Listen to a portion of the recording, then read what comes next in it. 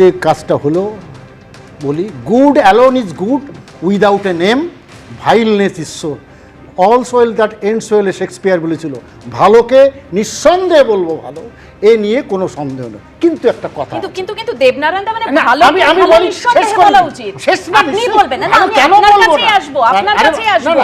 ভালোকে ভালো নিঃসন্দেহে বলা উচিত, কিন্তু তৃণমূল যে 15টা বছর সময় পেল এই ভালো কাজটা তৃণমূল করতে পারলো না। একটু বলি, 2200 কিলোমিটারের মধ্যে 1600 কিলোমিটার দেওয়া হয়েছে, তার মানে 73% এই জমিটা দেওয়া হয়ে গেছে আগে।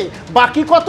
বাকি অংশের মধ্যে প্রায় 200 থেকে 250 কিলোমিটার কিন্তু দেবনারায়ণ দা, আপনি তো মুখ্যমন্ত্রী বক্তব্যটা শুনবেন না, 5.5 আপনার কাছে আসবো, আপনি বলবেন, একটু তো শুনতে হবে, আপনি বলবেন এটা দেশের সুরক্ষার কথা।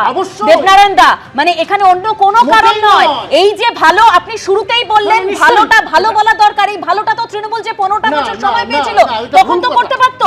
550 কিলোমিটার দেওয়া হবে না কেন জমি? দেখো 1600 কিলোমিটার দিল কি করে? 73% তাহলে বাকি তাহলে আপনার কথা আমি ধরে নিই 1600 কিলোমিটার দিল কি করে যদি আপনি প্রশ্ন তুলতে পারে, তাহলে তো 550 কিলোমিটার বাকি রইল কেন? এই প্রশ্নটা তো ওঠে। প্রায় 200 কিলোমিটার কিন্তু নদী, বারবার লক্ষ্য করো, 200 প্রায় 250 কিলোমিটার নদী, এটা দেওয়া যাবে না, এটা কেউ ফেন্সিং করতে পারবে না। বাকি 300 কিলোমিটারের মতো এর মধ্যে, তার মানে এতগুলো হয়েছে, সব হয়নি। কিন্তু এও দেখো ত্রিপুরায় সব জমি এখনো দেয়নি, প্রায় 70-80 কিলোমিটার এখনো পর্যন্ত। বাংলার কথা বললেই আবার সেই ভারত ভ্রমণ, আবার অন্য রাজ্যে যেতে হয়। দেবনারায়ণ দা এটাই তো আমাদের প্রশ্ন, কেন একটু বাংলায় থাকুন না, একটু বাংলায় দেখুন না, কারণ কিভাবে অনুপ্রবেশকারীরা পর পর ঢুকেছে এখানে, আপনার আমার যে সামাজিক প্রকল্প সেটা দ্বারা মানে সুযোগ সুবিধা ভোগ করেছে, সেই ঘুরে ফিরে ভারত ভ্রমণ করতে হবে, দেশের অভ্যন্তরীণ নিরাপত্তা নিয়ে ছেলে খেলা হবে, সেই ভারত ভ্রমণ করতে হবে। বিমলদা কত ঘুষপেটিয়া হলো এই ইলেকশনে, সেটা বলতে হবে যে এরা ঘুষপেটিয়া, এটা না বললে তো হবে না। ঘুষপেটিয়া ধরা হবে, কোনো চিন্তা নেই। ঘুষপেটিয়াদের হয়ে যারা গলা ফাটায় তাদেরও ধরা হবে, সবকটাকে বাংলাদেশ পাঠানো হবে, চিন্তা করবেন না। আমি শুধু কতগুলো কথা বলি, সেটা হচ্ছে total length Bharat West Bengal Bangladesh border হচ্ছে 2216.7 কিলোমিটার, এটা আমি প্রেস ইনফরমেশন ব্যুরোর তথ্য দিচ্ছি। তার মধ্যে 1647 কিলোমিটার মোটামুটি ফেন্সিং হয়ে গেছে।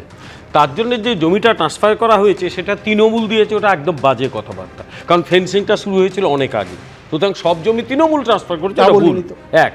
নেক্সট হচ্ছে এই যে 569 কিলোমিটার, তার মধ্যে 113 কিলোমিটার ফেন্সিং করা যাবে না, কারণ নদীর মধ্যে ফেন্সিং হয় না, ডিপ যদি জলা থাকে সেখানে ফেন্সিং হয় না, হবে না।